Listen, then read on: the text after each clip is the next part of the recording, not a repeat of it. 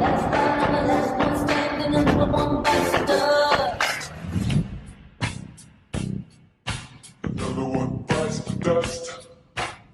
what's up, you guys? It's the real NIA to the NICOLE here today, and we are going to be reacting to the inevitable downfall of the Scary Movie franchise by Nostalgic.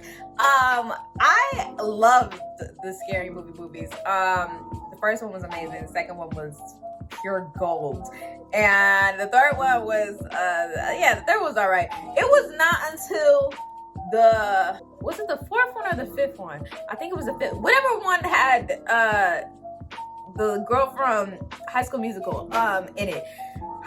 That one, I was like, it was all right. It wasn't my favorite, but I guess it was okay. I can't really remember it like that. But before we get into this video, make sure to like, comment, subscribe, and hit that notification bell so you know when I post new videos just like this. If there's any other videos here you guys want to see me react to on this channel, just comment down below and I'll definitely check in with them and see if I am able to react to them. Without further ado, let's get into this. Tell me your name and I'll tell you mine. I don't think so. What's that noise? Oops. I farted. I didn't think you would hear me. This is Scary Movie, and it's one of the funniest parody films ever made. It's also one of the last truly great parody films to be made. After the massive success of the first film, the sequels and the spiritual successors to this film seem to decrease in quality at an exponential rate, leaving the general public unenthusiastic about nearly anything that came close to resembling a parody. When a film strikes gold at the box office, everyone wants to cash in, and eventually the well runs dry. This leaves certain niche genres of movies feeling like, well, a ghost town. You guys hear that?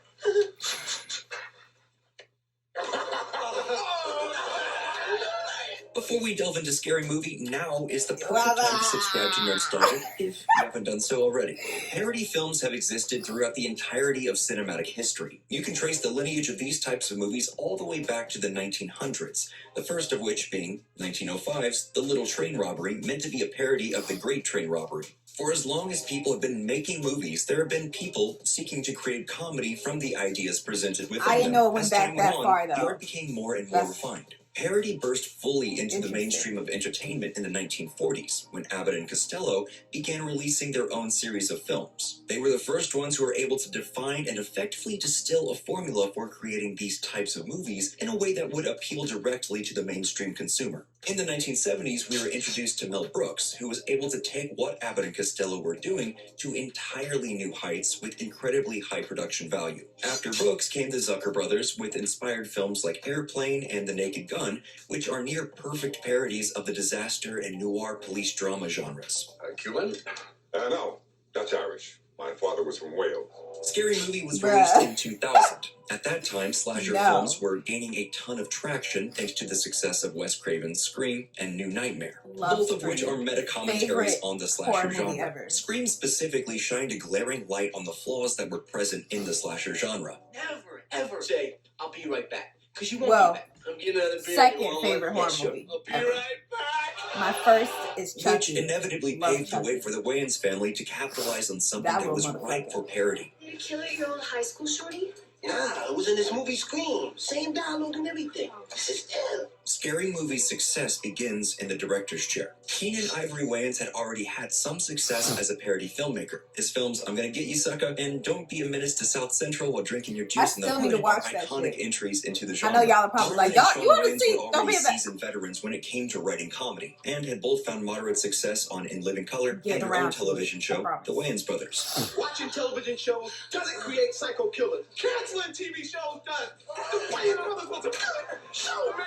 On the casting end, Scary Movie introduced us to a previously unknown Anna Faris and Regina Hall, who are both pitch perfect, as well as veterans like John Abrams and Shannon Elizabeth. The cast is able to capture the absurdity necessary to create effective parody, and they filter it through a faux seriousness that serves as a perfect vehicle to drive the narrative of the film. So with Scary Movie, you find yourself observing what happens when the right director, writers, and cast come together to create a project that they are passionate about.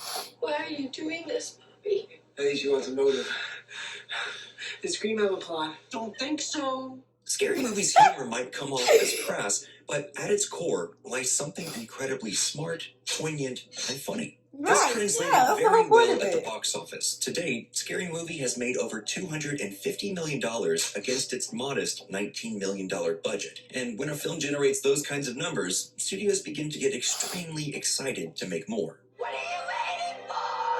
A sequel to Scary Movie entered production almost immediately after the first film's release, utilizing a majority of the same creative team behind the original. And while it is still very funny, it definitely I feels forgot like about it was that written, nigga. shot, and filmed in less With than 1 the- year. Some of the jokes are somewhat of a retread of its predecessor, and sometimes the film feels almost out of step with its own lane, but it still delivers some quality laughs despite its glaring flaws.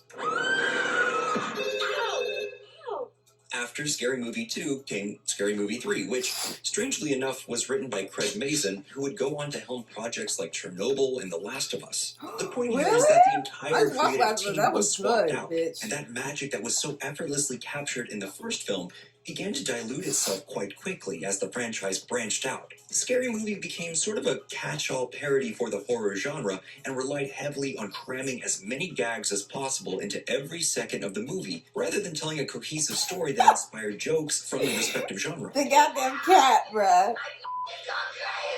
Scary Movie 3 was still quite successful, and if there's one thing Hollywood loves, it's a shameless cash grab by way of dogpiling onto something successful. If you think about a film like Transformers, when a film like that is successful, you see studios begin to scramble to capitalize on the genre, which is why we had lesser films like G.I. Joe, 2017's Power Rangers, and Teenage Mutant Ninja Turtles released shortly thereafter. While the film that serves as the tip of the spear can typically be considered to be enjoyable, the films that follow tend to get worse and worse until people get tired and then move on. This is exactly what happened with the Scary Movie franchise. Its massive success served as the box office earthquake that caused a proverbial tidal wave of copycat parodies that were released with reckless abandon. Of course, he wants us to cut through our feet. You go first. After Scary Movie, we had Date Movie, Epic Movie, Superhero Movie, Disaster Movie, Extreme Superhero Movie, movie Meet the was Spartans, Vampires Suck, and The Starving Games, terrible. among others. All of these films were peppered in between the new and increasingly disappointing installments of the Scary Movie franchise. These films were produced as quickly as possible, with relatively low budgets, and it really shows. The jokes are flat, the characters don't make any sense, the performances are forgettable. They forego any sort of analysis and commentary one might make about film genres, and just repeatedly go after low-hanging fruit again and again. This is Sparta! Oh my In some instances, bruh. these films just copy scenes from the films they're parodying and Just insert had to hard spit takes. in the brother's face, though. Even the farting scene in Blazing Saddles was, at very least, grounded in the sense that its commentary on the dietary restrictions cowboys had on the frontier. It was still saying something. These films aren't really saying anything at all, and play out like some sort of strange hyperactive fever dream. Even stranger than that is the fact that these films were mostly made by the same two guys, Jason Friedberg and Aaron Seltzer.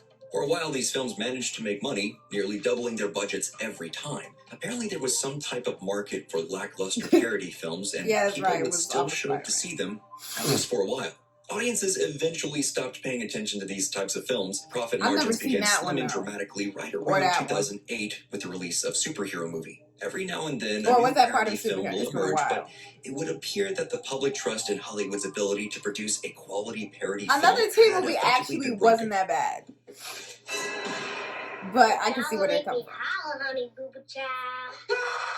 The success of Scary Movie and Scary Movie 2 has never been reached. Nothing has even come close. Even films like Popstar, Never Stop, Never Stopping, or MacGruber, which are obviously great, flew under the box office radar. The age-old saying rings true here that a few bad apples really do spoil the bunch. Quality comedy isn't something that you can mass produce. It has to come from a place of inspired reverence for whatever it is you're making jokes about. When the rigid machinations of money-hungry studios start to take over, the jokes don't feel funny or inspired at all. They end up feeling forced. Comedy needs to feel natural and surprising for us to really connect with it. And when we observe content that feels like someone forcing a million jokes into a loosely streamed together plot, it feels more depressing than anything else. When audiences are continuously let down time and time again, they simply move on. You don't want it. I think I kind of want it. Okay, but just this once. Come on in. We're ripe for a good parody film, and hopefully Mel Brooks' History of the World Part 2 will find enough success to greenlight Spaceballs 2, The Search for More Money. That's it for this one, folks. Be sure to let us know what you think in the Y'all go comment check them section out. below. All right, you guys. So that was the inevitable downfall of the Scary Movie franchise. Like I said, it's unfortunate that you know, the Wayans brothers ended up not doing the rest of them, because they probably could have done them way better than what the hell it was when the fifth one and maybe the fourth one. I forgot what the fourth one was about.